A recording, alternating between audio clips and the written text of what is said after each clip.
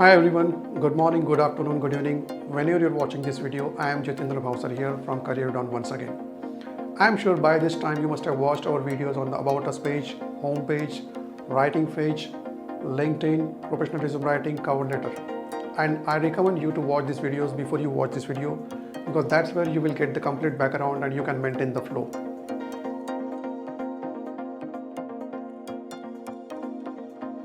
As I mentioned earlier that I am certified career counselor, and in today's days, career counseling is extremely critical.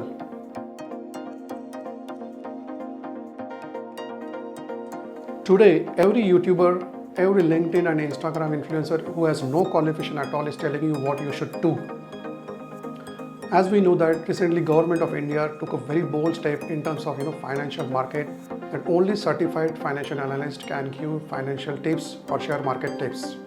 Same should be the rule for certified career counseling, and only certified career counselor should give advice to the students and working professionals. I urge you to take advice from the certified professionals only.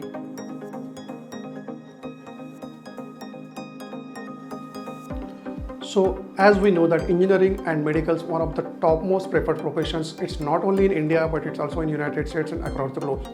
Let me give you the example of Larry Ellison, who is the founder of Oracle, and how he was dropped out of medical college and how it did not match with his personality and career interest. Watch this video now.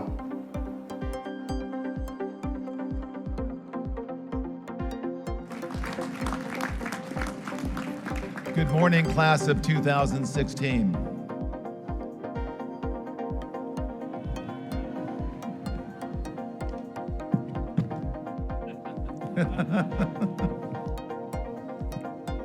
Thank you for inviting me here today. I'm honored to be with you for your graduation from the University of Southern California. This morning, I'd like to talk with you about how a few experiences and a couple of ideas taught me some important lessons and helped me discover my dreams. When I was your age, living and going to school in Chicago back in the 1960s, I used to dream about this place, the University of Southern California. Back then, this is all true. Back then, my dream was to go to the USC Medical School, get married, raise a family, and practice medicine in Los Angeles. Growing up in a lower middle class community on the south side of Chicago, medicine was considered the pinnacle of professions, noble and humane. Virtually everyone important in my life, my family, my teachers, my girlfriend, wanted me to be a doctor. Over time, their dreams became my dreams. They convinced me I should be a doctor. But as hard as I tried, I couldn't do it. After a few difficult and unhappy years as a pre-med student, it became painfully clear to me that I did not like the courses I was taking. I thought my comparative anatomy class was a perversely pointless form of psychological torture, especially the dissection labs. And I just could not make myself study something that didn't interest me. At the time, I thought I lacked discipline and that I was selfish. Maybe so. But whatever the underlying reasons, I was unable to make myself into the person that I thought I should be. So I decided to stop trying. I was 21 years old when I dropped out of college, packed everything I owned, jeans, t-shirts, leather jacket, guitar, into my car and drove from Chicago to Berkeley, California. I guess one small part of that University of Southern California dream was mine after all, the California part. Berkeley in the 1960s was at the center of everything. The anti-war movement, the free speech movement, the human rights movement. It was the perfect place for an undisciplined, selfish 20-something to begin his search for himself, a righteous cause, and a job that he loved. Everyone living in Berkeley in the 1960s opposed the Vietnam War. I was no different. It was the age of Aquarius, but I never had long hair, and I never wore love beads. I learned to play popular protest songs on my guitar, but I was never a committed, serious anti-war protester. I did find a cause, however, one I still feel passionately about today. A few hours east of Berkeley are the Sierra Nevada mountains. I fell in love with those mountains and the ineffable natural beauty of Yosemite Valley. I cared about the wilderness, and I wanted to help preserve it. I joined the Sierra Club. I became an environmentalist.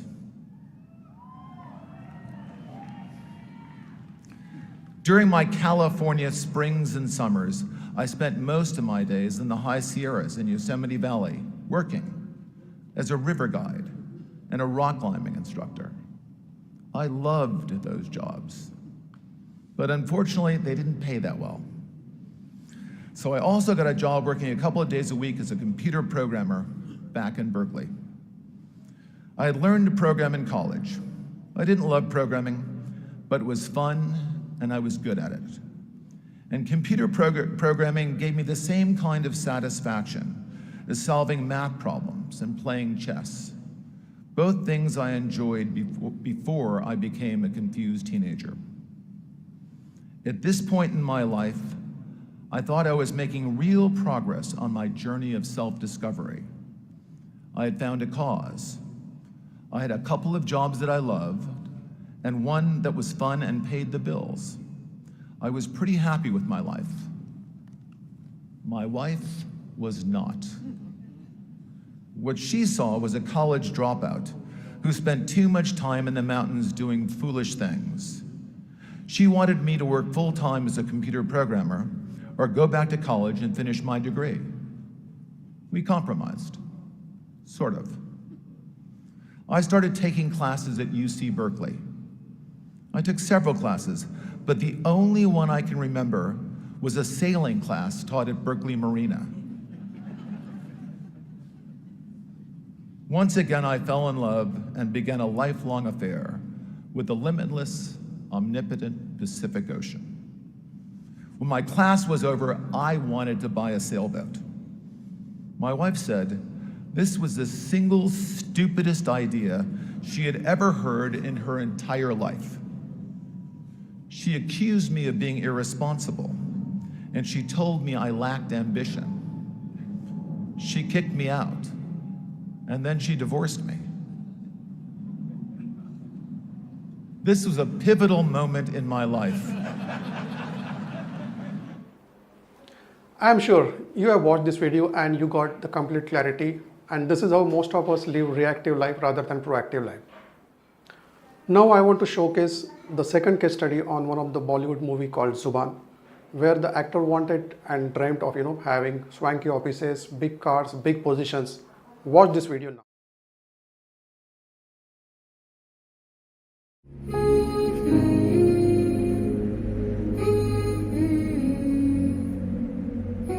मुझे सब कुछ चाहिए था,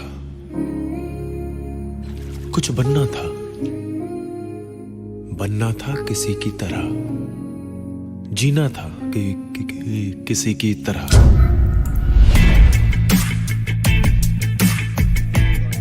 meet Dilsher Sikand. ये वो सब करता है जो मेरे पापा करते हैं, सिर्फ एक चीज नहीं कर पाता, he can't talk like him। बैठ जा पुत्र। डिलीवरी बॉय और मालिक का फर्क इसे कभी नहीं भूलना चाहिए। मैं तुझे जनरल मैनेजर बना रहा हूँ। तुम्हें पापा ने नौकरी पे रखा है, गोद नहीं लिया है। पर मैं कितना गलत था। आखिरी बार कह रहा हूँ दिलशेर, वापस चले जा।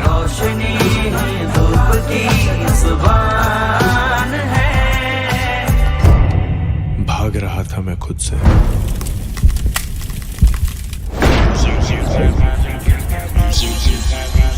तुम्हारा नाम? ਭੁੱਲ ਗਏ ਜੀ ਮੈਨੂੰ Music is my art, music is my home, music is my heart, music is you and me alone. जानते हो जब तुम गाते हो तुम हकलाते नहीं हो। शायद तुम्हारी जुबान तुम्हें कुछ बताना चाह रही है और तुम नहीं सुन रहे हो। इसी के लिए पैदा हुआ था मैं, इसी के लिए मरूंगा। Singh hero Singh.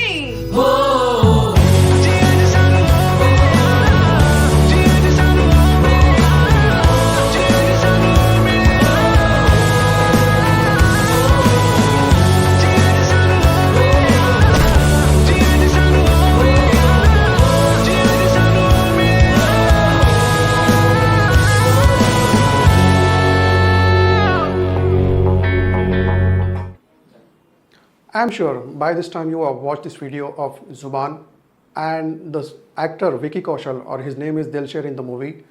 It's not only about him, it's the story of every person on this planet. Everybody has dreamt of working in the big swanky offices, big cars, big position. But when you reach there, you ultimately realize that this is not what you made for. And do you really care for what you are? Please book the discovery call and book your counseling session with CareerDon right now.